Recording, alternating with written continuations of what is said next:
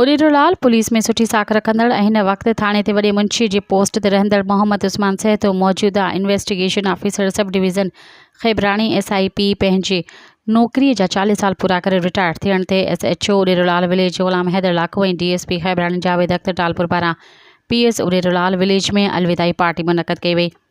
जीअं त मोहम्मद उस्मान सहतो मटियारी ज़िले जे मुख़्तलिफ़ थाणनि ते वॾी मुंशी तौरु ख़िदमतूं सरअंजाम ॾींदे पंहिंजी सर्विस पूरी कई।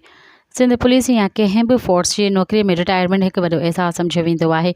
इहा तमामु ख़ुशीअ जहिड़ी ॻाल्हि आहे। इन मौक़े ते रिटायरमेंट थींदड़ पुलिस ऑफिसरनि मोहम्मद उस्मान सहतो अहिड़ी तक़रीब कोठाईंदड़ पंहिंजे पुलिस स्टाफ जो शुक्रिया अदा कंदे चयो त आउं निहायती थोराइतो आहियां पंहिंजे स्टाफ जो, जीअं त मूंखे पुलिस खाते में ड्यूटी कंदे केतिरा ई अनेक मसइलनि खे मुंहुं ॾियणो पियो।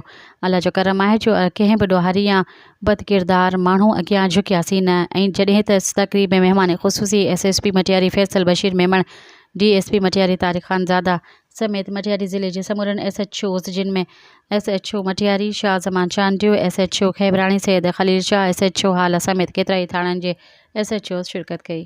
मज़ीद ख़बरनि ऐं तफ़सीलात लाइ विज़िट कयो असांजी वेबसाइट www.awamiNewsHD.com ऐं ॾिसंदा रहो अवामी न्यूज़ HD।